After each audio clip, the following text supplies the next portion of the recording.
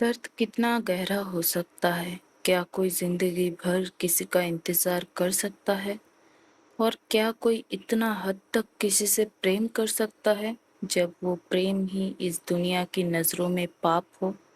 और जिस इंसान से तुम प्रेम करते हो वो तुम्हें अपना दोस्त तक नहीं मानता। ये कहानी है एक ऐसे प्रेम की जो कभी कहा ही नहीं गया। एक ऐसे दिल की जो टूटने से पहले भी सिर्फ दूसरे की खुशी मांगता रहा, और एक ऐसी खामोशी की जो मौत के बाद भी अपनी आवाज छोड़ गई। So hello friends, welcome to my channel tales of love FF world. मैं आपके ऑथर पूजा। तो आज मैं आपके लिए फिर से एक नई स्टोरी लेके आ चुकी हूँ जिसका नाम है unsaid love lost in silence. तो चलिए देर न करते हुए कहानी को शुरू करते हैं। गुस्सू का सभा हॉल आज आम दिनों से बिल्कुल अलग था। हॉल के दोनों तरफ सफेद वस्त्रों में बैठे एल्डर्स के चेहरे गंभीर थे। बीच में खड़े शिष्य भी एक अजीब सी बेचैनी महसूस कर रहे थे। पूरे सभा में इतनी खामोशी थी कि किसी की सांस की आवाज तक सुनी जा सकती थी। उस खामोशी के बीच एक सफेद वस्त्रों में लिपटा युवा घुटनों के बल बैठा था। उसकी पीठ हमेशा की तरह सीधी थी। चेहरे पर ना घबराहट, ना पछतावा, ना ही डर। वो था लान वांगजी, वसु का होने वाला राजा, जिसे पूरा राज्य सम्मान से हंगन जुन कहकर पुकारता था, जिसकी एक नजर पर लोग अपना सिर झुका देते थे। और आज वही हंगन जुन पूरी सभा के सामने घुटनों पर बैठा था।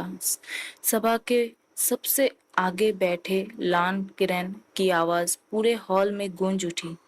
क्या तुम अपना फैसला नहीं बदलोगे वांगजी? वांगजी ने धीरे से अपनी पलकें उठाई। उसकी आवाज हमेशा की तरह शांत थी। नहीं, बस एक शब्द। लेकिन उस एक शब्द ने पूरा सभा हॉल का माहौल और भारी कर दिया। लान शीचन जो अब तक चुप खड़े थे धीरे से आगे बढ़े। उनकी आवाज में गुस्सा नहीं, सिर्फ चिंता थी। वांगजी, तुम्हें पता है ना, बचपन से तुम्हारी शादी नियत क्लैन की राजकुमारी के साथ तय है। सिर्फ 2 महीने बाद विवाह है। ऐसे समय पर तुम शादी तोड़ने की बात क्यों कर रहे हो? कुछ पल तक वांगजी चुप रहा, जैसे शब्दों को चुन रहा हो। फिर उसने धीरे से कहा, क्योंकि मैं किसी और से प्रेम करता हूँ। ये शब्द सुनते ही पूरा सभा हॉल सन्न रह गया। एल्डर्स एक दूसरे की तरफ देखने लगे। हल्की हल्की फुसफुसाहट पूरे हॉल में फैल गई। लानशीचन भी कुछ पल के लिए चुप रह गए। फिर उनके चेहरे पर एक हल्की सी मुस्कान आ गई। बस इतनी सी बात? तुम गुस्सू के होने वाले राजा हो। तुम्हारी खुशी का ध्यान रखना भी हमारी जिम्मेदारी है। उठो वांगजी, हमें बताओ कौन है वो, किस क्लैन की राजकुमारी है। हम खुद तुम दोनों का विवाह करवाएंगे। सभा का माहौल कुछ हल्का सा हुआ। सबको लगा शायद बात इतनी भी मुश्किल नहीं थी। लेकिन वांग जी अपनी जगह से जरा सा भी नहीं हिला। उसने सीधे लान शीचन की तरफ देखा और उतनी ही शांत आवाज में कहा, वो एक लड़का है। एक पल, सिर्फ एक पल, और फिर जैसे पूरी सभा में बिजली गिर गई हो। क्या कहा तुमने? ये असंभव है। ये धर्म के विरुद्ध है। ये पाप है। एकदम अस्वीकार है। सब तरफ से आवाजें गूंज उठी। लान शीजन का चेहरा सफेद पड़ चुका था और लान किरण उनकी आंखों में गुस्सा साफ दिख रहा था। वांग जी, क्या तुम्हें होश भी है? तुम क्या कह रहे हो? एक पुरुष होकर एक पुरुष से प्रेम? ये सिर्फ हमारे कुल के नियम नहीं, ये संसार के नियम के भी विरुद्ध है। लेकिन इतना शोर होने के बाद भी वांगजी की आंखों में कोई बदलाव नहीं आया, जैसे वो पहले से जानता हो कि आज यही होने वाला है। उसने धीरे से कहा, मैंने सिर्फ प्रेम किया है और प्रेम पाप नहीं हो सकता। सभा हॉल में अफरा तफरी मच चुकी थी। हर तरफ से सिर्फ एक ही आवाज आ रही थी, ये पाप है, ये अस्वीकार है। कुल की मर्यादा का अपमान है। लेकिन जिस व्यक्ति को लेकर इतना शोर मचा हुआ था, वो अब भी घुटनों के बल उतनी ही शांति से बैठा था। ना उसने अपनी नजरें झुकाई, ना ही किसी सफाई देने की कोशिश की, जिससे जैसे उसने अपना फैसला बहुत पहले ही कर लिया हो। लान किरण का गुस्सा अब अपनी सीमा पार कर चुका था। उन्होंने अपनी छड़ी जमीन पर जोर से मारी। पूरा सभा हॉल एक पल में फिर से शांत हो गया। वांग जी, बताओ, कौन है वो? किसने तुम्हें इस पाप की राह पर चलने की हिम्मत दी? उसका नाम बताओ। इस अपराध की सजा तुम दोनों को मिलेगी। कुछ देर तक सिर्फ खामोशी, फिर वांग जी की धीमी आवाज गूंजी, वो मुझसे प्रेम नहीं करता। सब एक बार फिर चुप हो गए। वांग जी ने बिना किसी बदलाव के आगे कहा, उसे ये भी नहीं पता कि मैं उससे प्रेम करता हूँ। लान शीचन की सांसें जैसे एक पल के लिए थम गई और वांग जी की आखिरी बात ने पूरी सभा को निशब्द कर दिया। हम दोस्त भी नहीं, मैं उसके लिए सिर्फ एक अनजान व्यक्ति हूँ। पूरे सभा हॉल में ऐसी खामोशी छा गई जैसे किसी ने वक्त को रोक दिया हो। एक वृद्ध एल्डर धीरे से खड़े हुए। उनकी आवाज में अब पहले जैसा गुस्सा नहीं था, सिर्फ उलझन थी। युवराज, अगर उसका इस सब में कोई दोष नहीं, तो कम से कम हमें उसका नाम तो पता होना चाहिए। वांग जी ने पहली बार सीधा उनकी तरफ देखा। उसकी आंखों में ना विनती थी, ना अहंकार था, सिर्फ एक शांत दृढ़ता था। नहीं, ये सिर्फ मेरा विषय है, उसका नहीं। मैंने प्रेम किया है, उसने नहीं। इसलिए इस सब का बोझ भी सिर्फ मेरा है। किसी ने कुछ कहना चाहा, लेकिन वांग जी ने धीरे से अपनी बात पूरी की। जिस व्यक्ति ने मुझे कभी अपना कहा ही नहीं, उसका प्रेम अपने साथ जोड़, उसका नाम अपने साथ जोड़कर मैं उसकी मर्यादा पर दाग नहीं लगाना चाहता। एक पल के लिए सभा हॉल में बैठे हर व्यक्ति की जुबान रुक गई। ये पहली बार था जब उन्हें समझ आया, लान वांग जी किसी जिद में नहीं था। वो सच में किसी से निःशब्द प्रेम करता था और उस प्रेम की रक्षा के लिए अपनी पूरी जिंदगी कुर्बान करने को तैयार था। सभा हॉल एक बार फिर गहरी खामोशी में डूब चुका था। हर किसी की नजर सिर्फ एक ही व्यक्ति पर टिकी हुई थी, लान वांग जी। उसकी बातों ने सबको निशब्द कर दिया था। उसने ना किसी से दया मांगी थी, ना किसी से अपने प्रेम को समझने की भीख।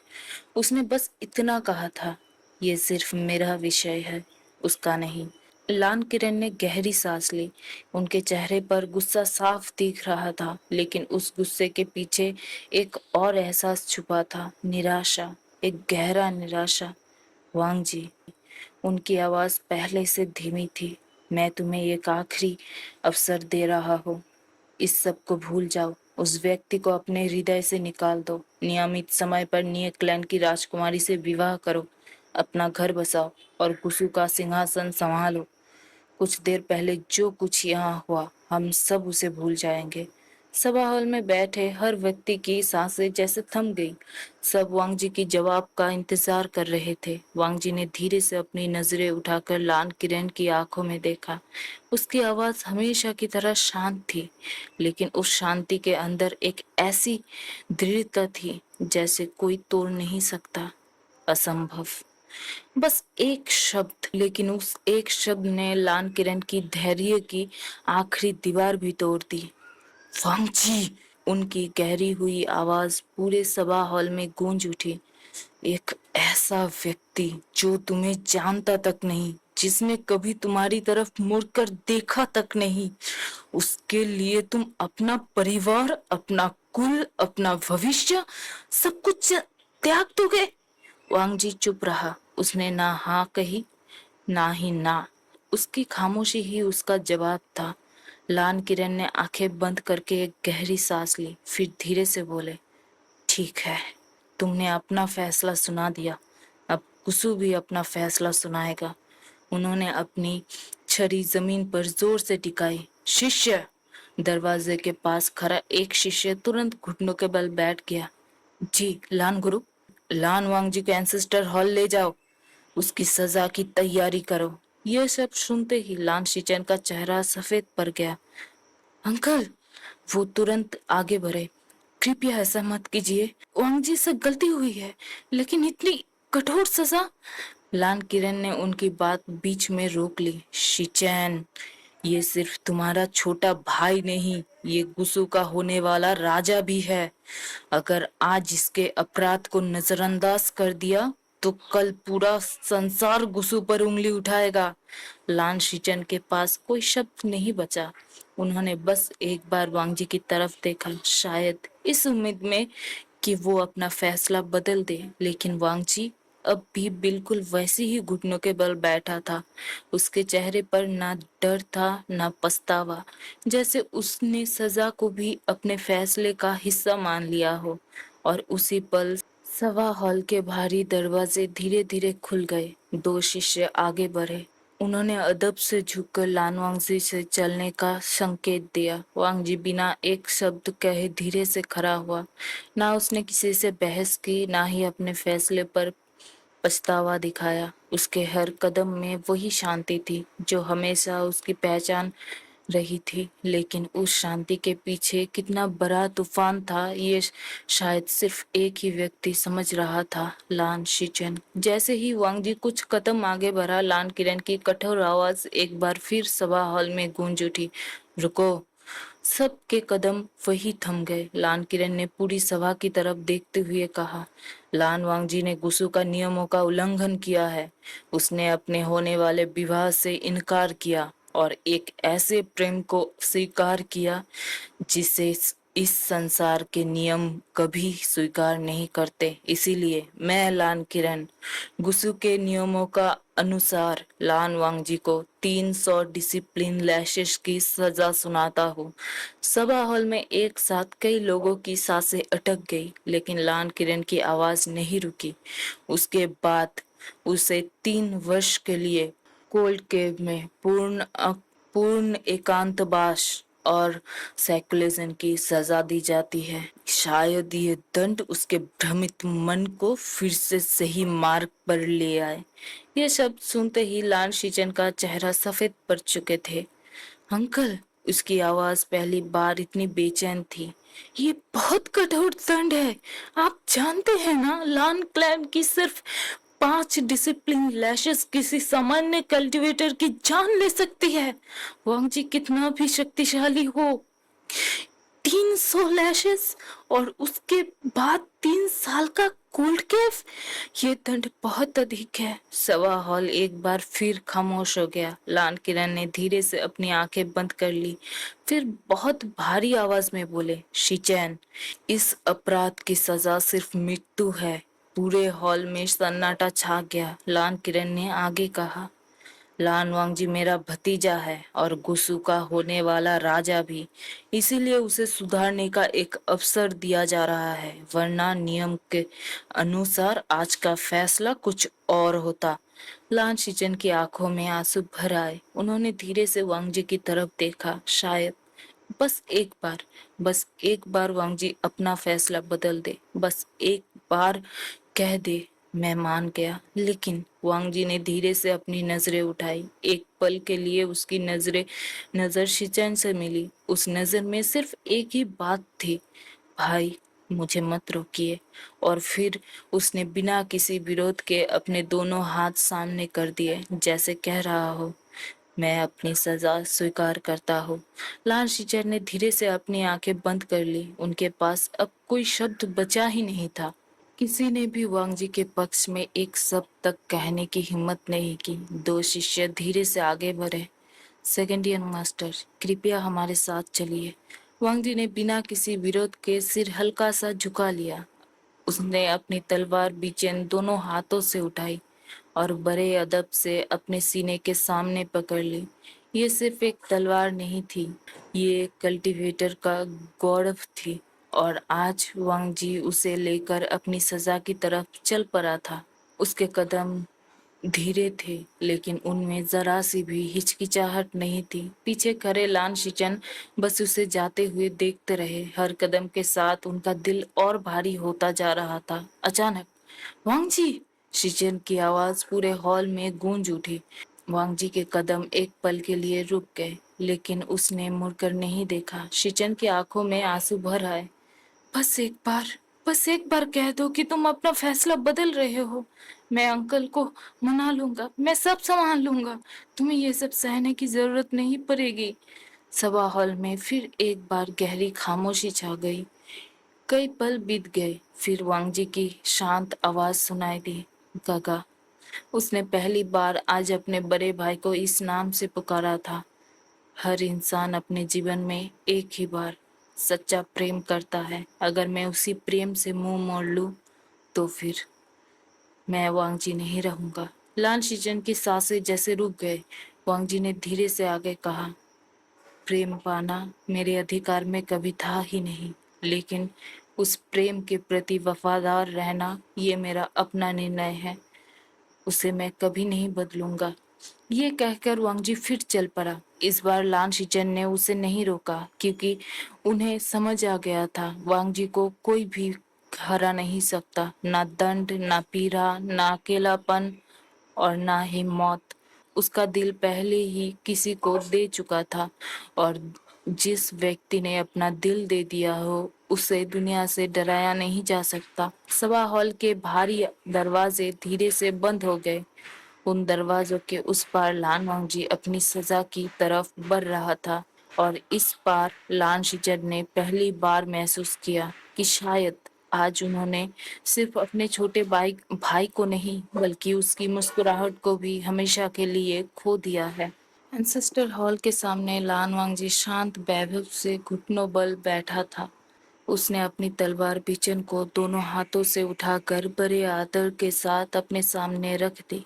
ये गुस्सों का नियम था। जो भी दंड स्वीकार करता, वो पहले अपनी तलवार रखकर अपने अहंकार का त्याग करता। आज लान वांगजी ने भी वही किया। कुछ ही दिन पहले सर्दी का मौसम शुरू हुआ था। पूरा गुस्सू बर्फ की सफेद चादर से ढक चुका था। दूर पहाड़ों की चोटियां बादलों में छुप गई थी। आसमान धीरे धीरे काला पड़ रहा था, जैसे प्रकृति भी आज किसी अनहोनी की गवाह बनने वाली थी। ठंडी हवा वांगजी के लंबे बालों को उड़ा रही थी, लेकिन उसकी पीठ अब भी सीधी थी। उसका सिर अब भी झुका हुआ था, और उसका चेहरा हमेशा की तरह बिल्कुल शांत। कुछ ही देर में एक गार्ड डिसिप्लिन वाइप लेकर आगे बढ़ा। उसका कदम भारी थे। वो वांगजी के पीछे आकर रुक गया। उसने वाइप को जोर से पकड़ा, लेकिन हाथ उठ नहीं पा रहा था। उसकी उंगलियां कांप रही थी। उसने कभी सपने में भी नहीं सोचा था कि जिस सोंगनजुन को देखकर सब श्रद्धा से सिर झुकाते थे, आज उसी पर उसे प्रहार करना पड़ेगा। कुछ पल यूं ही बीत गए, तभी लान किरण की कठोर आवाज गूंजती है, रुक क्यों गए हो? अपना कर्तव्य पूरा करो। गार्ड ने धीरे से आंखें बंद कर ली। उसने एक गहरी सांस ली, फिर पूरी ताकत से पहला प्रहार किया। छक करके आवाज हुई। वाइप की आवाज ने पूरा एंसेस्टर हॉल को हिला दिया। वांग जी के सफेद वस्त्रों पर लाल रंग की एक गहरी रेखा उभर आई, लेकिन ना उसने दर्द से कहरा उठा, ना उसका शरीर हिला, ना उसकी गर्दन झुकी, जैसे वो दर्द को भी अपनी खामोशी का हिस्सा बना चुका हो। दूसरा प्रहार, तीसरा प्रहार, और बर्फ और तेज गिरने लगी। हवा और ठंडी हो गई, लेकिन वांग जी अब भी वैसे ही बैठा था। हर प्रहार के साथ उसके कपड़ों का सफेद रंग धीरे धीरे लाल होता जा रहा था, और हर प्रहार के साथ लान शीचन का दिल थोड़ा और टूट रहा था।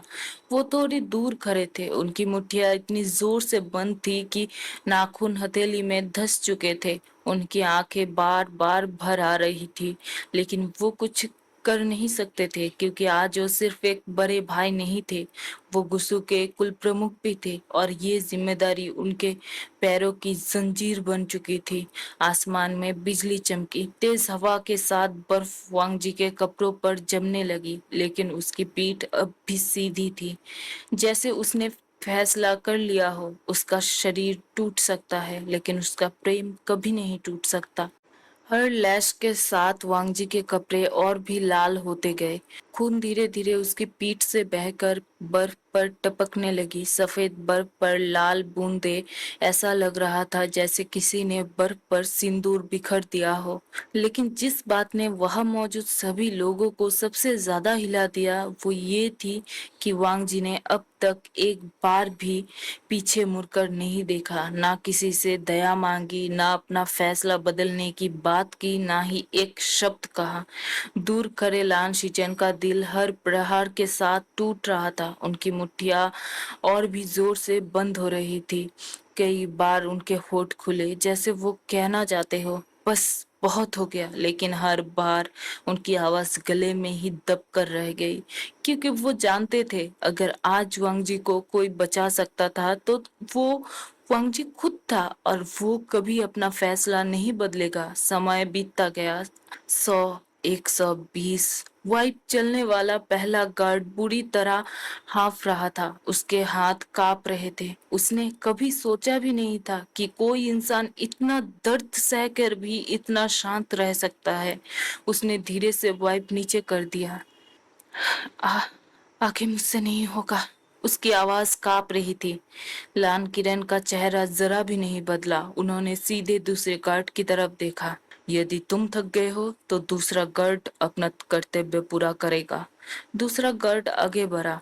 उसने पहले गार्ड के हाथ से डिसिप्लिन वाइप ले ली। उसकी आंखों में भी वही संकोच था, लेकिन कुसु का नियम सबसे ऊपर था, और उस नियम के सामने आज लानवांग जी खुद दंड का प्रतीक बन चुका था। दूसरा गार्ड चुपचाप अपनी जगह पर खड़ा हो गया। उसने एक बार लानवांग जी की पीठ की तरफ देखा। सफेद वस्त्र अब लगभग पूरी तरह लाल हो चुके थे। हर सांस के साथ वांग जी का शरीर हल्की सी कंपन लेता, लेकिन उसकी पीठ अब भी सीधी थी। गार्ड ने आंखें बंद की और अगला प्रहार किया। फिर एक और। वाइप की गूंज, तेज हवा और गहरी हुई बर्फ, जैसे आज प्रकृति भी इस दंड की साक्षी बन गई हो। समय धीरे धीरे बीतता गया। 150 और 200। हर प्रहार के साथ वांग जी के होठों का रंग और फीका पड़ता गया। उसकी पीठ पर पुराने घाव दोबारा फट चुके थे। खून उसके वस्त्रों के से बहकर बर्फ पर गिर रहा था। फिर भी ना उसने एक बार कहराई, ना दया मांगी, ना ही अपना फैसला बदलने की बात कही। दूर खड़े कई शिष्यों ने अनजाने में अपनी नजरें झुका ली।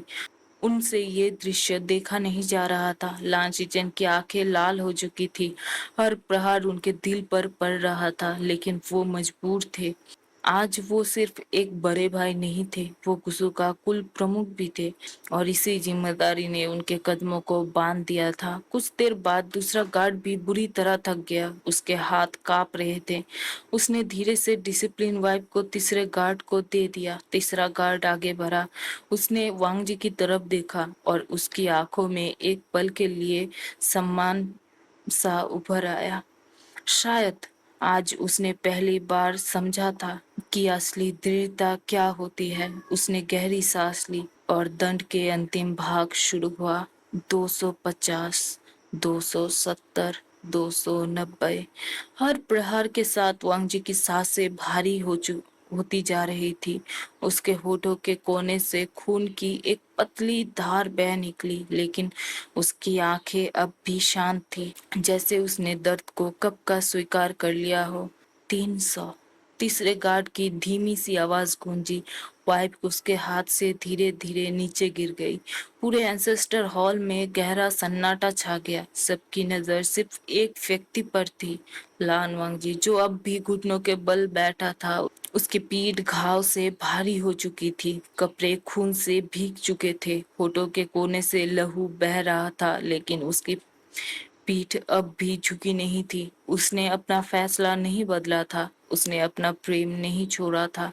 उस पल वहां मौजूद हर व्यक्ति समझ गया, अब किसी को 3 साल इंतजार करने की जरूरत नहीं थी। लान वांगजी कभी अपना निर्णय नहीं बदलेगा, उस चाहे उसके बदले उसे अपनी पूरी जिंदगी ही क्यों ना दे देनी पड़े। 300 डिसिप्लिन लैशेस के बाद लान वांगजी को बिना किसी देरी के कोल्ड केव ले जाया गया। कुसु के सबसे ऊंचे, सबसे सुनसान और सबसे ठंडे पहाड़ों के बीच बनी वो गुफा, जहां सिर्फ उन लोगों को भेजा जाता था जिन्हें दुनिया से नहीं खुद से लड़ना होता था। बर्फ लगातार गिर रही थी, ठंडी हवा किसी तेज चाकू की तरह चेहरे को चीर रही थी। दो शिष्य वांगजी को गुफा के अंदर छोड़कर चुपचाप वापस लौट गए। ना किसी ने कुछ कहा, ना वांगजी ने कुछ कहा। गुफा के बीचों बीच लान क्लैन की रूल बुक रखी हुई थी। उसके सामने एक आसन बिछा हुआ था। वांगजी धीरे से उस पर बैठ गया। उसने रूल बुक खोली, लेकिन उसकी नजर उस पर टिक ही नहीं पाई। उसकी आंखें उस किताब के शब्दों को देख जरूर रही थी, पर उसका मन जैसे कहीं और ही भटक रहा था। गुफा में सिर्फ ठंडी हवा की आवाज गूंज रही थी और उस खामोशी के बीच समय धीरे धीरे बीतता गया।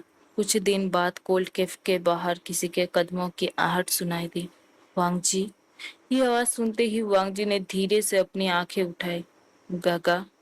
गुफा के बाहर खड़े लान शिचन ने हल्का सा मुस्कुराने की कोशिश की, लेकिन वो मुस्कुराहट उनकी आंखों तक कभी पहुंच ही नहीं पाई। आप जानते हैं ना, यह किसी का आना मना है, लान शिचन ने धीरे से कहा। मैंने अंकल से बहुत विनती की, तब जाकर उन्होंने मुझे 3 सालों में सिर्फ 4 बार तुमसे मिलने की अनुमति दी। मैं गुफा के अंदर नहीं आ सकता, लेकिन तुमसे बात कर सकता हूँ। वांगजी ने बस हल्का सा सिर हिला दिया। कुछ पल दोनों भाइयों के बीच सिर्फ खामोशी थी। फिर सिचन ने धीरे से पूछा, वांगजी, क्या क्या वो वही लड़का है? ये सवाल हवा में ही ठहर गया। वांगजी ने कुछ पल चुप रहा, फिर उसने शांत आवाज में पूछा, काका, आपको ऐसा क्यों लगा? सिचन का होठों पर एक बहुत हल्की सी दर्द भरी मुस्कुराहट आई। भूल गए, मैं वो अकेला इंसान हूँ जो तुम्हारी आंखें पढ़ सकता है। ये सुनकर वांगजी ने धीरे से अपनी नजरें झुका ली। गुफा फिर से खामोश हो गई। कुछ देर बाद शीचन की भारी आवाज फिर से सुनाई दी। तुम्हें पता है ना, शायद वो किसी और को चाहता है। ये शब्द सुनते ही वांगजी की पलकें एक पल के लिए कांप उठी। उसने धीरे से अपना सिर पीछे दीवार से टिकाया और आंखें बंद कर ली। उसके चेहरे पर दर्द साफ दिख रहा था, लेकिन जब उसने जवाब दिया, उसकी आवाज तब भी उतनी ही शांत थी। हाँ, मुझे पता है, लेकिन प्यार मैंने किया है, उसने नहीं। तो निभाना भी मुझे है, उसे नहीं। गुफा में फिर से सन्नाटा छा गया। इस बार लान शिचन के पास भी कोई जवाब नहीं था। गुफा के अंदर फिर से गहरी खामोशी छा गई। ठंडी हवा धीरे धीरे अंदर आ रही थी। दूर कहीं बर्फ के टुकड़े टूट कर गिरने की आवाज गूंज रही थी। काफी देर बाद लान शिचन ने धीमी आवाज में पूछा, क्या इतना निभाना जरूरी है, वांगजी? उनकी आवाज में सवाल कम और दर्द ज्यादा था। लान वांगजी ने धीरे से अपनी आंखें खोली। उसने अपने बड़े भाई की तरफ देखा, फिर बहुत शांत स्वर में बोला, अगर प्यार निभाना जरूरी नहीं होता तो आप क्यों निभा रहे हैं, काका? यह शब्द सुनते ही लान शिचन जैसे वही जम गए। उन्होंने धीरे से वांगजी की तरफ देखा। उनकी आंखों में पहली बार हैरानी साफ दिख रही थी। वांगजी ने बिना उनकी तरफ देखे आगे कहा, आप भी तो शादी करके सिंहासन पर बैठ सकते थे, लेकिन आपने सबको कहा कि आप भविष्य में मॉन्क बनना चाहते हैं। क्या वाकई आपकी कभी शादी करने की इच्छा नहीं थी? लामशिचन चुप रहे। उनके पास उस सवाल का कोई जवाब नहीं था। वांगजी धीरे से मुस्कुराया। वो मुस्कुराहट बहुत हल्की थी और उसमें भी दर्द ही दर्द था। हो सकता है आप में सबके सामने कुछ कहने की हिम्मत ना हो, लेकिन आप भी तो अपने प्यार को अपने ही तरीके से निभा रहे हैं। बस हमारे तरीके अलग है। किसी ने सिंहासन से दूर रहने का रास्ता चुना और मैंने सबके सामने सच कहने का। वो कुछ पल के लिए रुका, फिर धीरे से बोला, मैं मॉन्क बनने की बात करके सिंहासन से दूर नहीं भाग सकता। कोई मुझे भागने नहीं देगा। इसीलिए मैंने सबके सामने सच रख दिया। मुझे मेरे प्यार को निभाने से कोई नहीं रोक सकता। ये शब्द सुनते ही लान शिचन की सारी हिम्मत टूट गई। वो धीरे से गुफा की बाहर वाली दीवार से पीठ लगाकर बैठ गए। उन्होंने अपनी आंखें बंद कर ली। काफी देर तक ना वांगजी ने कुछ कहा ना शीचन ने। सिर्फ ठंडी हवा चलती रही और उस गहरी खामोशी के बीच लान शीचन की आंखों के कोने से एक आंसू धीरे से फिसल गए। उस आंसू को उन्होंने तुरंत पोंछ लिया, जैसे वो नहीं चाहते थे कि उनका छोटा भाई उन्हें टूटते हुए महसूस करे। काफी देर बाद उन्होंने धीरे से आंखें खोली। उनकी आवाज पहले से भी ज्यादा भारी हो चुकी थी। तो तुम्हें सब पता है। गुफा के अंदर बैठे वांगजी ने धीरे से अपनी आंखें बंद कर ली। उसने कोई जवाब नहीं दिया, क्योंकि कभी कभी खामोशी ही सबसे सच्चा जवाब होती है। समय कभी कभी किसी के लिए नहीं रुकता। समय कभी कभी किसी के लिए नहीं रुकता। चाहे किसी की जिंदगी खुशियों से भरी हो या किसी की दिल हर रोज थोड़ा थोड़ा टूट रहा हो। देखते ही देखते 6 महीने बीत गए। इन 6 महीनों में कुल केव की खामोशी ही लान वांगजी की सबसे बड़ी साथी बन चुकी थी। सुबह से रात और रात से सुबह उसकी जिंदगी बस एक ही जगह सिमट कर रह गई थी। रूल बुक, ठंडी हवा और वो सन्नाटा। उस दिन पोल्ट केफ के बाहर फिर से कदमों की हल्की आवाज सुनाई दी, लेकिन इस बार कोई आवाज नहीं आई। ना वांगजी, ना लानजाम, कुछ भी नहीं। लान शिचन बस चुपचाप गुफा के बाहर खड़े थे। 1 मिनट, 5 मिनट, 10 मिनट समय बीतता गया, लेकिन उनके होठ जैसे साथ ही नहीं दे पा रहे थे। उनके गले में शब्द अटक गए थे। उन्हें समझ ही नहीं आ रहा था कि वो जो खबर लेकर आई है उसे अपने छोटे भाई को कैसे बताए। गुफा के अंदर बैठे वांग जी ने धीरे से आंखें खोली। उसने बाहर देखा भी नहीं, फिर भी शांत स्वर में बोला, गागा, आप आधे घंटे से बाहर खड़े हुए हैं। आज अंदर की खामोशी से ज्यादा आपकी खामोशी भारी लग रही है। क्या बात है? ये सुनकर लान शीचन की आंखें भर आई। वांगजी ने गुफा से बाहर देखा भी नहीं, फिर भी उसने महसूस कर लिया था कि उनका भाई आ चुका है। शीचन ने मुश्किल से अपनी आवाज संभाली, वांगजी, मुझे एक खबर मिली है। वांगजी चुप रहा। उसका दिल जैसे बिना वजह ही बेचैन होने लगा। काफी देर तक शीचन कुछ बोल ही नहीं पाए। फिर उन्होंने धीरे से आंखें बंद की और भारी आवाज में कहा, आज आज से 1 हफ्ते बाद उसकी शादी है। जियांग क्लैन की तरफ से निमंत्रण आ चुका है। उसकी शादी फेन क्लैन की राजकुमारी फेन चिंग के साथ तय हो गई है। ये शब्द सुनते ही लान वांगजी बिल्कुल स्थिर हो गया, जैसे वक्त उसके लिए वही रुक गया हो। उसकी पलकें धीरे से कांप उठी। उसने कुछ कहने के लिए होठ खोले, लेकिन आवाज बाहर नहीं आ सकी। उसकी गला पूरी तरह भर आया था। उसकी उंगलियां धीरे धीरे मुट्ठी में बंद हो गई। उसने अपनी आंखें जोर से बंद कर ली और पहली बार उसके चेहरे पर वो दर्द साफ दिखने लगे, जिसे वो इतने महीनों से दुनिया से छुपाता आ रहा था। काफी देर तक कोल्ड केव में सिर्फ वांगजी की भारी सांसें गूंजती रही। लान शीचन ने अपनी मुट्ठी धीरे से कस ली। उनके लिए हर गुजरता हुआ पल और भारी होता जा रहा था। आखिरकार उन्होंने हिम्मत जुटाई, वांगजी, अभी भी 1 हफ्ता बाकी है। तुम चाहो तो मैं तुम्हें यहाँ से बाहर निकालने की मदद कर सकता हूँ। तुम्हें उससे मिलना चाहिए। कम से कम उसे इतना तो पता होना चाहिए कि इस दुनिया में कोई है जो उसे इतनी गहराई से प्यार करता है। उसे सच जानने का अधिकार है। लान वांगजी ने धीरे से अपनी आंखें खोली। उन आंखों में आंसू नहीं थे, लेकिन उनकी गहराई पहले से कई ज्यादा दर्दनाक लग रही थी। काफी देर तक वो चुप रहा, जैसे हर शब्द उसके गले में आकर टूट रहा हो। फिर उसने बहुत धीमी आवाज में कहा, नहीं काका, हम दोनों ने ही उसकी आंखें देखी है। उस आंखों में मेरे लिए कभी वो एहसास था ही नहीं। मैं उसके दिल में कोई द्वंद पैदा नहीं करना चाहता। उसकी खुशी मेरे प्यार से ज्यादा जरूरी है। मैं उसे पाना नहीं चाहता। मैं बस उसे प्यार करना चाहता हूँ। बस इतना ही काफी है। ये शब्द सुनते ही लान शीचन ने धीरे से अपनी आंखें बंद कर ली। उनके पास वांगजी को समझाने के लिए अब कोई वजह नहीं बची थी। काफी देर तक दोनों भाई चुप रहे। फिर शीचन ने बहुत मुश्किल से अपनी आवाज संभाली, ठीक है, जैसा तुम ठीक समझो। मैं कुछ दिन बाद फिर तुमसे मिलने आऊंगा। ये कहकर वो धीरे धीरे मुड़ गए। उनके कदम बहुत भारी थे। हर कदम के साथ उनके दिल का बोझ और बढ़ता जा रहा था। वो कोल्ड केप से बस कुछ ही दूर निकले होंगे कि अचानक दर्द भरी चीख ने पूरे पहाड़ को हिला दिया। एक चीख आई। लान शीचेन का कदम वही थम गए। उनकी सांसें एक पल के लिए रुक गए। वो आवाज, वो अपने छोटे भाई की आवाज थी। वो वांग जी की आवाज थी। उस वांग जी की जिसने 300 डिसिप्लिन लैशेस खाते वक्त भी एक कराहने की आवाज तक नहीं निकाली थी। और आज वो इस तरह टूट कर चीख रहा था जैसे किसी ने उसके सीने से उसका दिल जिंदा निकाल लिया हो।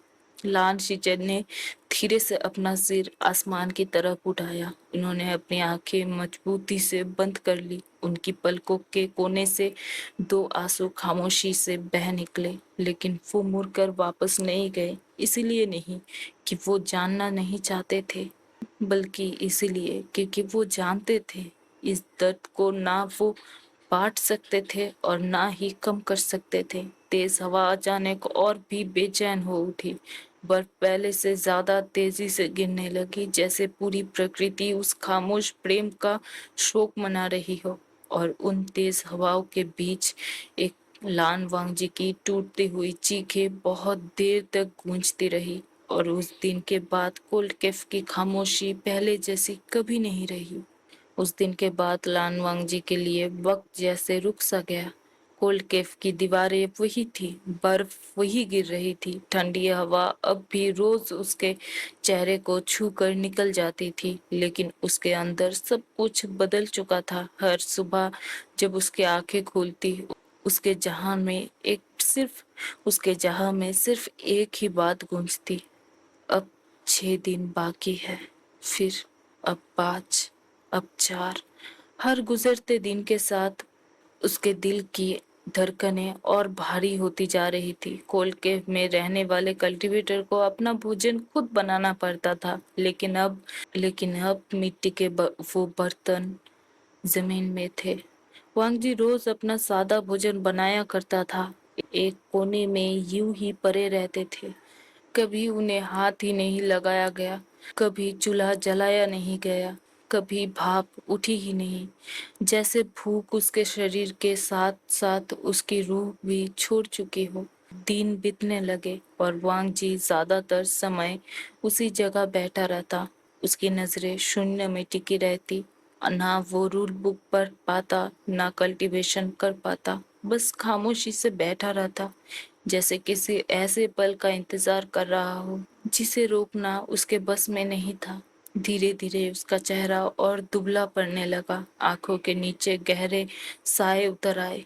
जो लान वांगजी कभी अपने वस्त्रों पर एक सिलवट तक बर्दाश्त नहीं करता था, आज उसके कपड़ों पर सिलवटें पड़ी थी। सफेद वस्त्रें धूल और मिट्टी से मिले हो चुके थे।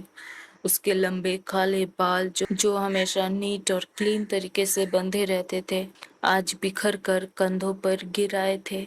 आईना अगर उसके सामने होता तो शायद वो खुद भी पहचान ना पाता।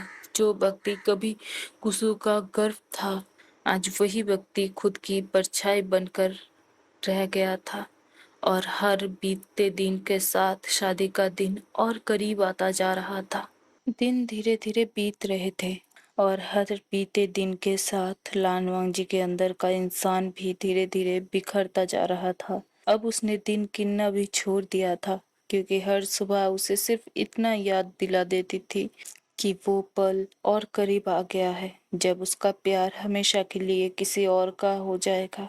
कोल्ड केफ के एक कोने में वो चुपचाप जमीन पर बैठा था। ना पीठ दीवार से लगी थी, ना नजरें किसी चीज पर टिकी थी। बस जिसे जैसे उसके अंदर से जीने की वजह ही खत्म हो चुकी हो। उसके बिखरे हुए बाल चेहरे पर आ गिरे थे। सफेद वस्त्र अब धूल और सिलबटों से भर चुके थे। जो लान वांगजी कभी अपनी तलवार की धार पर एक एक धूल का जरा तक बर्दाश्त नहीं करता था, आज उसे अपनी हालत के भी एहसास नहीं था। उससे 2 कदम दूर उसका गुचिन रखा हुआ था। वही गुचिन जो उसका सबसे करीबी साथी था। जब भी उसके दिल में कोई एहसास उमड़ता था, चाहे खुशी हो या दर्द, वो अपनी सारी बातें उसी गुचिन की धुन में छुपा देता था। उसने धीरे से हाथ बढ़ाया और गुचिन को अपनी गोद में रख लिया। उसकी उंगलियां तारों पर ठहर गई। पहला सुर निकला, फिर दूसरा, और फिर पूरा कोल के उस धुन से भर गया। वो कोई साधारण धुन नहीं था। हर एक शोर जैसे उसके दिल का एक टुकड़ा बनकर बाहर आ जा रहा था। जितना गहरा उसका दर्द था, उतना ही गहरी वो धुन होती गई। उसकी उंगलियां तारों पर तेजी से चलने लगी, जैसे वो बजाना नहीं, अपने सीने में बड़े हर एहसास को बाहर निकल देना चाहता हो। एक सुर, दूसरा सुर, फिर एक और। धुन धीरे धीरे बेचैन होने लगी। उसकी सांसें भी उसी लय के साथ भारी होती गई। उसकी उंगलियों की रफ्तार और तेज हो गई, इतनी तेज कि तार उसकी उंगलियों को चीरने लगे। पतली पतली लाल बूंदें उसकी उंगली से निकलकर गुचन की तारों पर गिरने लगी, लेकिन लालवंगजी रुका नहीं, जैसे उसे दर्द का एहसास ही ना हो, या शायद उसका दिल का दर्द उसके हाथों के दर्द से कहीं ज्यादा बड़ा था। धुन और तेज हो गई। उंगलियों से बहते खून ने गुचिन की लकड़ी को भी लाल कर दिया, और फिर एक धंग करके आवाज हुई। एक तेज आवाज के साथ गुचिन की एक तार टूट गई, लेकिन वंगजी के हाथ नहीं रुके। वो बाकी तारों को भी बजाता रहा। खून अब उसकी उंगलियों से बहकर जमीन पर टपक रहा था। उसकी सांसें टूट रही थी, लेकिन उसके हाथ नहीं रुक पा रहे थे, जैसे वो अपना सारा दर्द, अपनी सारी बेबसी और अपना पूरा प्यार उस गुचिन के साथ ही तोड़ देना चाहता हो। ओल्ड केव में फिर से सिर्फ एक ही आवाज गूंज रही थी, टूटे हुए सुरों की, और उन सुरों के बीच एक ऐसा दिल जो धीरे धीरे खुद भी टूट रहा था। कोल्ड केव के अंदर टूटा हुआ गुचिन अब भी जमीन पर पड़ा था। उसकी एक तार टूट चुकी थी, बाकी तारों पर सूखता हुआ खून जमने लगा था। लानवांग जी उसके पास ही बैठे थे। ना उन्होंने गुचिन को उठाया, ना अपने हाथों से बहते खून को साफ किया, जैसे अब किसी चीज का कोई अर्थ ही ना बचा हो। उधर जियांग क्लैन में बिल्कुल उल्टा नजारा था। पूरा महल धीरे धीरे लाल रंग में रंगता जा रहा था। हर दीवारों पर लाल रेशम की पट्टियां सजा दी गई थी। सुनहरे लैलटेन हवा के साथ धीरे धीरे झूल रहे थे। आंगन में नौकर चाकर इधर उधर दौड़ रहे थे। हर किसी के चेहरे पर मुस्कान थी। सब अपनी अपनी जिम्मेदारियों में व्यस्त थे। आज सिर्फ एक ही बात हर जुबान पे थी, युवराज हुइंग की शादी। सुबह होते ही वेन क्लैन से सभी दहेज और उपहार जियांग क्लैन पहुंच चुके थे। लाल लकड़ी के सुंदर संदूक, जिन पर सुनहरे नक्श उकारे गए थे, एक के बाद एक अंदर लाए जा रहे थे। रेशमी वस्त्र, कीमती गहने, दुर्लभ जेड्स और शादी के लिए भेजे गए अनेक उपहार, सब कुछ एंसेस्टर हॉल के बाहर सजाए जा रहे थे। पूरे जियांग क्लैन में उत्सव का माहौल था। हंसी खुशी और शहनाइयों की मधुर धुन हर तरफ गूंज रही थी, और उसी माहौल के बीच हुइंग खड़ा था। उसके चेहरे पर एक हल्का सा निश्चिंत मुस्कान थी, और आज वो सचमुच खुश था। और हो भी क्यों ना, आज उसकी शादी उसी स्त्री से होने जा रही थी जिसे वो अपने दिल से चाहता था। उसने खुद अपने हाथों से शादी के लाल वस्त्र चुने थे। हर तैयारी में उसकी अपनी पसंद शामिल थी। उसकी आंखों में एक नए जीवन के सपने चमक रहे थे, लेकिन उसी भीड़ में एक और व्यक्ति खड़ा था, जियांग चैन। सबकी नजरों से दूर वो चुपचाप विंग को देख रहा था। उसके चेहरे पर मुस्कान नहीं थी, सिर्फ एक गहरी उदासी थी जो वो किसी को दिखाना नहीं चाहता था। उसने धीरे से अपनी नजरें झुका ली और मन ही मन कहा, काश तुम्हें पता होता, काश हम में से किसी के भी नसीब में अपना प्यार पाना लिखा ही नहीं है। शायद लिखा होता। हल्का सा दर्द उसके आंखों में उभर आया, लेकिन अगले ही पर उसने उसे छुपा लिया। आज उसके भाई की शादी है और आज उसकी उदासी की कोई जगह ही नहीं थी। शादी का दिन आ चुका था। पिछले 6 दिनों से लानवांगजी ने अपनी गले से पानी की एक बूंद तक नहीं उतारी थी। भोजन का तो सवाल ही नहीं पैदा होता था। उसका कमजोर शरीर अब मुश्किल से उसका साथ दे रहा था। सांस लेना भी जैसे उसके लिए एक बोझ बन चुका था। फिर भी उसकी आंखें बंद नहीं हो रही थी, जैसे वो किसी एक पल का इंतजार कर रहा हो। उसी समय को क्लाउड रेसेस के दूसरे किनारे पर लांशीचन का दिल अचानक जोर जोर से धड़कने लगा। उनके हाथ में रखा हुआ चाय का प्याला हल्का सा कांप गया। ना जाने क्यों उनके मन में एक अजीब सी बेचैनी उठने लगी। ऐसा लग रहा था जैसे कोई बहुत बड़ी अनहोनी होने वाली हो। उन्होंने तुरंत प्याला रख दिया। नहीं, उनके होठों से धीरे से निकला, फंगची। अगले ही पल लांशीचन बिना किसी से कुछ कहे तेजी से कोल्ड केव की तरफ दौड़ पड़े। उन्हें ना नियमों की परवाह थी ना सजा की। उस वक्त उनके लिए सिर्फ एक चीज मायने रखती थी, उनका छोटा भाई। उधर जियांग क्लैन पूरी तरीके से शादी की रंग में डूब चुका था। शहनाइयों की मधुर धुन हवा में घुल रही थी। एंसेस्टर हॉल के बाहर दोनों कुलों के लोग इकट्ठा हो चुके थे। हर चेहरे पर मुस्कान थी।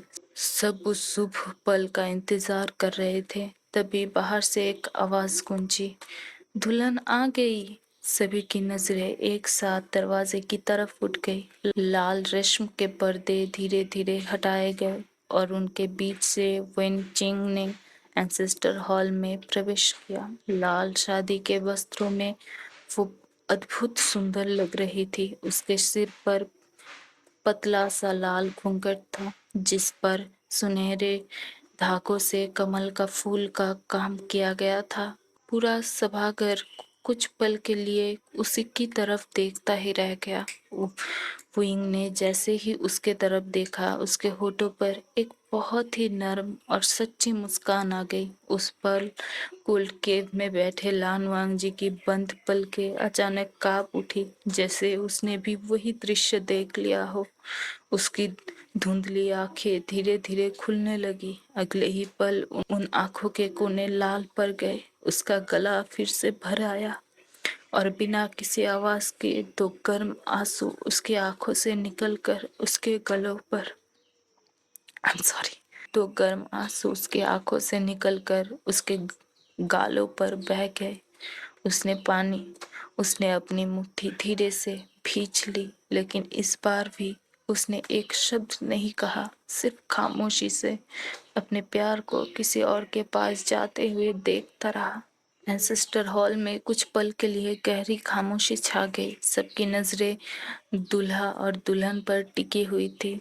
वुइंग धीरे धीरे वेनचिंग के सामने आया। उसने अपना हाथ बढ़ाया। वेनचिंग ने हल्का सा झिझक कर अपना हाथ उसके हाथ में रख दिया। उस स्पर्श के साथ ही वुइंग के चेहरे पर एक कोमल सी मुस्कान खिल उठी। उसकी आंखों में नए जीवन की चमक साफ दिख रही थी। उस पल कोल्ड केव के अंदर लान वांगजी की उंगलियां अचानक कांप उठी, जैसे किसी ने उसके सीने को अंदर से जोर से भींच लिया हो। उसने अपनी मुट्ठी कसने की कोशिश की, लेकिन उसके कमजोर हाथ उसका साथ नहीं दे रहे थे।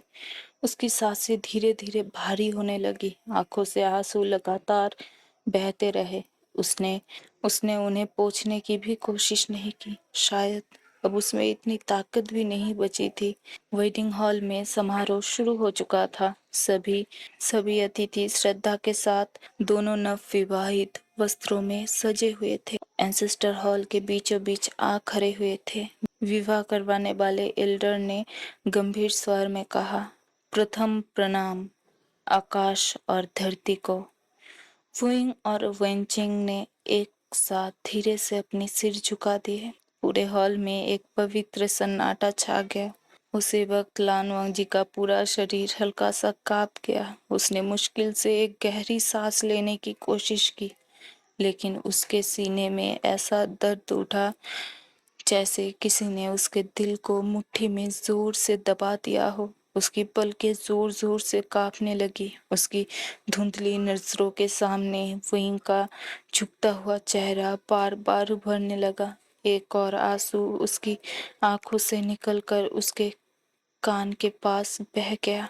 उसने बहुत धीरे से अपने होठ खोले, जैसे कुछ कहना चाहता हो, लेकिन आवाज फिर भी बाहर ना आ सकी।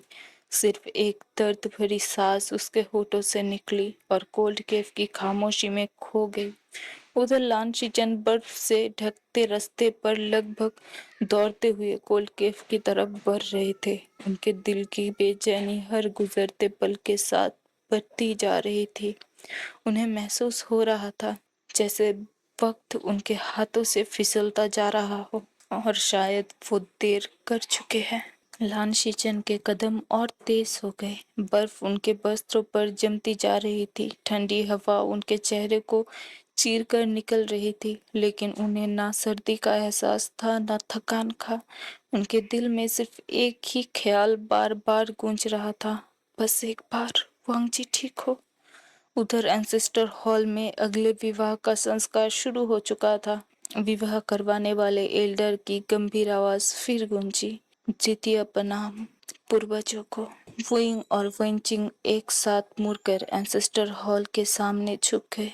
धूप की सुगंध पूरे सभागार में फैल गई। सभी लोग चुपचाप उस पवित्र रस्म को देख रहे थे। उसी क, उसी वक्त कोल्ड केव के अंदर उसी वक्त कोल्ड केव के अंदर बैठे लान वांगजी का शरीर अचानक जोर से कांप उठा। उसकी सांसें पहले से भी ज्यादा भारी हो गई। उसके सामने सब कुछ धुंधला पड़ने लगा। उसकी आंखों के सामने वही दृश्य बार बार उभर रहा था। फुइंग अपनी पसंद की स्त्री के साथ पूर्वजों के सामने विवाह की प्रतिज्ञा निभा रहा है। लान वांगजी की पलकें धीरे धीरे बोझिल होने लगी। उसने उन्हें खुला रखने की पूरी कोशिश की, जैसे वो अपनी आंखों से उस आखिरी दृश्य को खोना नहीं चाहता। उसके होठ हल्की सी कांपे। एक बहुत ही धीमी सांस उसके सीने से निकली और फिर उसका पूरा शरीर धीरे से एक तरफ झुक गया। लेकिन उसने खुद को संभाल लिया। नहीं, अभी नहीं, अभी एक रस्म और बाकी है। उधर लांशीचन अब कोल्ड केव के बाहर पहुंच चुके थे। उन्होंने गुफा के बाहर से ही घबरा कर पुकारा, फांगची। कोई जवाब नहीं आया। उसका दिल जोर से धड़का। इस बार उन्होंने और तेज आवाज लगाई, फांगची। फिर भी अंदर से सिर्फ एक खामोशी मिली। एक पल के लिए लांशीचन के चेहरे का रंग उड़ गया। वो बिना एक पल गवाए कोल्ड केव के अंदर दौड़ पड़े और जैसे ही उनकी नजर अंदर पड़ी, उनके कदम वही जम गए। उनके सामने लानवांगजी दीवार का सहारा लिए बैठा था। उसका चेहरा सफेद पड़ चुका था, होठों का रंग उड़ चुका था, आंखें आधी खुली हुई थी और उससे और उनसे बिना रुके आंसू बह रहे थे। उसकी सांसें इतनी हल्की हो चुकी थी जैसे हर सांस के बाद अगला पल शायद ना आए। लांशीचन का दिल उस दृश्य को देखकर कांप उठा। वांगजी! वो घबरा कर उसकी तरफ दौड़े, घुटनों के बल उसके पास बैठ गए, दोनों हाथों से उसके कंधे थाम लिए। वांगजी, मेरी तरफ देखो, मेरी तरफ देखो। उनकी आवाज पूरी तरह कांप रही थी। पहली बार गुस्से का शांत और समझदार कुल प्रमुख अपने छोटे भाई के सामने पूरी तरह बेबस दिख रहे थे। लान शिचन ने घबराहट में तुरंत लान वांगजी को अपनी बाहों का सहारा दिया। उसका ठंडा पड़ चुका शरीर धीरे धीरे उनकी गोद में आ गिरा। वांगजी, वांगजी, आंखें खोलो। लांचीचन के हाथ कांप रहे थे। उन्होंने वांगजी का गाल को हल्की सी थपकी दी, लेकिन वांगजी की धुंधली नजरें अब भी किसी और मंजर को देख रही थी। उधर एंसेस्टर हॉल में विवाह की अंतिम रस्म शुरू हो चुकी थी। विवाह करवाने वाले एल्डर ने गंभीर स्वर में घोषणा की, तृतीय प्रणाम माता और पिता को। पूरे सभागार में एक गहरी खामोशी छा गई। विंग और वंचिंग एक साथ मुड़कर अपने बाहों के सामने झुक गए। सबके चेहरे पर संतुष्टि थी। सबको लग रहा था आज दो परिवारों का बंधन हमेशा के लिए जुड़ने जा रहा है। उस पल लानवांग जी का शरीर दर्द से हल्का सा सिकुड़ गया। उसकी सांसें टूट टूट कर चल रही थी। उसकी आंखों के सामने वही दृश्य चल रहा था। वही अपनी जिंदगी की सबसे खूबसूरत मुस्कान के साथ, अपनी पसंद की स्त्री के साथ विवाह के अंतिम चरण तक पहुंच चुका था। उसकी आंखों से आंसू बिना रुके बहते रहे। लांशीचन ने उसका हाथ मजबूती से थाम लिया। नहीं, तुम्हें कुछ नहीं होगा। तुम मेरी बात सुन रहे हो ना वांग जी? तुम बस हिम्मत रखो। मैं मैं उसकी शादी रुकवा दूंगा। मैं सबसे बात करूंगा। मैं सब कुछ बता दूंगा। मैं सब सच बता दूंगा। मैं तुम दोनों की शादी करवा दूंगा। बस बस तुम मुझे छोड़कर मत जाओ। लांशीचन की आवाज पूरी तरह टूट चुकी थी। उनकी आंखों से आंसू लगातार वंगजी के चेहरे पर गिर रहे थे। लानुंगजी ने बहुत मुश्किल से अपनी पलकें उठाई। उसने अपने बड़े भाई को देखा। उनकी आंखों में पहली बार इतनी बेबसी थी। उसके होठ बहुत धीरे से हिले। नहीं, उसकी आवाज इतनी हल्की थी जैसे हवा भी उसे अपने साथ उड़ा ले जाए। मुझे जबरदस्ती उसे नहीं पाना। लानशीचन ने तुरंत उसका हाथ और कस लिया। वांगजी, प्लीज कुछ मत बोलो। लेकिन वांगजी ने धीरे से सिर हिला दिया। प्यार किसी को पाने का नाम नहीं है। अगर वो खुश है तो वही मेरी खुशी है। उसने बहुत मुश्किल से सांस ली। हर शब्द के साथ जैसे उसकी बची हुई ताकत भी खत्म होती जा रही है। मेरी बस एक आखिरी ख्वाहिश। लांशीचन झुककर उसके और करीब आ गई। बोलो बोलो वांग जी, जो चाहोगे मैं पूरा कर दूंगा। लानुंग जी की आंखों से एक और आंसू निकलकर उसके कान के पास बह गए। उसने बहुत धीरे से कहा, मुझे बस एक बार उसे अपनी आंखों से भर कर देख लेना था। उसने होठों पर एक बहुत हल्की और दर्द भरी मुस्कान उभारी। बस इतना ही। ये शब्द कहने के बाद लानवांग जी के होठ धीरे से बंद हो गए। उसकी सांसें पहले से भी बहुत कमजोर हो चुकी थी। लानशीचन ने उसका हाथ और मजबूती से पकड़ लिया। नहीं वांग जी, तुम मेरी तरफ देखो। मैं यही हूँ। तुम्हें कुछ नहीं होगा। उसकी आवाज बुरी तरह कांप रही थी। उन्होंने वांग जी के चेहरे को दोनों हाथों से संभाल लिया। उसके गाल पर बहते आंसुओं को पोंछा। लेकिन लानवांग जी की धुंधली नजरें अब भी किसी और मंजर को देख रही थी। उधर सिस्टर हॉल में विवाह की अंतिम रस्म शुरू हो चुकी थी।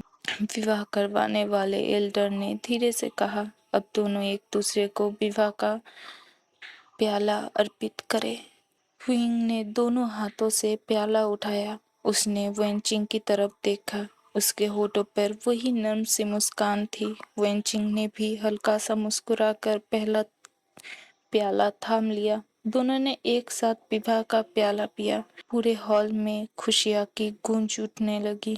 वृद्ध एल्डर ने मुस्कुराते हुए धीरे से कहा, आज से तुम दोनों पति पत्नी हो। उसी पल गोल्ड केफ के अंदर लानवांग जी की सांसें अचानक धीमी पड़ गई। उसका सीना एक बार जोर से ऊपर उठा, जैसे वो अपनी आखिरी ताकत से एक और सांस लेना चाहता हो। लानशीचन घबरा गया। वांगजी, वांगजी, नहीं नहीं, प्लीज मेरी तरफ देखो। लान वांगजी ने बहुत मुश्किल से अपनी पलकें उठाई। उसकी नजर धीरे से अपने गागा पर टिक गई। उसकी आंखों में दर्द था, लेकिन उस दर्द के नीचे एक अजीब सी शांति भी थी, जैसे उसने अपनी तकदीर को कब का कबूल कर दिया हो। उसके होठ बहुत हल्की सी मुस्कुराहट में बदल गए। बहुत धीरे से, लगभग हवा की तरह हल्की सी आवाज में उसने कहा, काका, ख्याल रखिएगा। उसके बाद उसकी नजर धीरे धीरे शून्य में खो गई। एक गहरी सांस उसके होठों से निकली और फिर सब कुछ शांत हो गया। लेकिन वांगजी के हाथ धीरे से लालशीचन की मुट्ठी से फिसल गए। कोल्ड केव में सिर्फ सन्नाटा रह गया। नहीं, नहीं, वांगजी! लालशीचन ने उसे जोर से अपनी बाहों में भर लिया। उन्होंने बार बार उसका नाम पुकारा। वांगजी, उठो, देखो मेरी तरफ, प्लीज। लेकिन इस बार कोई जवाब नहीं आया। सिर्फ कोल्ड केव की ठंडी हवा चलती रही और लालशीचन की टूटी हुई सिसकियां उस सन्नाटे में गूंजती रही। उसी वक्त जियान क्लैन के एंसेस्टर हॉल में सब लोग नए दंपति को आशीर्वाद दे रहे थे। खुशियों की आवाजें आसमान तक पहुंच रही थी। किसी को भी इस बात का जरा सा भी एहसास नहीं था कि उसी पल दुनिया के किसी और कोने में एक ऐसा दिल धड़कना बंद कर चुका था जिसने अपनी पूरी जिंदगी खामोशी में सिर्फ एक ही इंसान से मोहब्बत की थी और उस मोहब्बत का जिक्र कभी किसी से नहीं किया। कुछ मोहब्बतें कभी कभी इजहार तक नहीं पहुंचती और कुछ इंतजार आखिरी सांस के साथ खत्म हो जाते हैं। लेकिन सबसे ज्यादा दर्द उन मोहब्बतों में होता है जो हमेशा के लिए खामोशी में दफन हो जाती है। यही है unsaid love lost in silence. Sorry for sad story guys, but ये स्टोरी मेरी बहुत पुरानी है। इसका एंडिंग मैं तय नहीं कर पा रही थी, तो मुझे इसका एंडिंग इसका एंडिंग मैं तय कर चुका था, लेकिन इसका एंडिंग को मैं कैसे निखारूं ये मुझसे नहीं हो रहा था। तो मैंने लकी दी से हेल्प मांगी। उन्होंने मेरी बहुत हेल्प करी। उन्होंने मुझे सजेशन दिया और मैं बहुत खुश हूँ ये कहानी मैं आप लोगों के सामने रख पाई। ये उन कहानियों में से एक है जो कहानियाँ शायद कभी बाहर नहीं निकलती, या फिर जिस एक शख्स के लिए पूरी कहानियां बुनी जाती है, किसी एक शख्स के अंदर उस शख्स को ही पता नहीं चलता उसके लिए कितना लंबा प्यार इंतजार कर रहा था, लेकिन वो किसी और के साथ खुश रहता है। इसका सेकंड पार्ट आएगा। इस कहानी में बहुत से ट्विस्ट मैं रख चुकी हूँ, बहुत से ट्विस्ट है। आप लोग अगर ठीक से कहानी को सुने होंगे तो आप लोगों को पता चल चुका होगा कि इस कहानी में कौन से धुंधले से सच को मैं रखी हूँ हल्की सी टच देकर।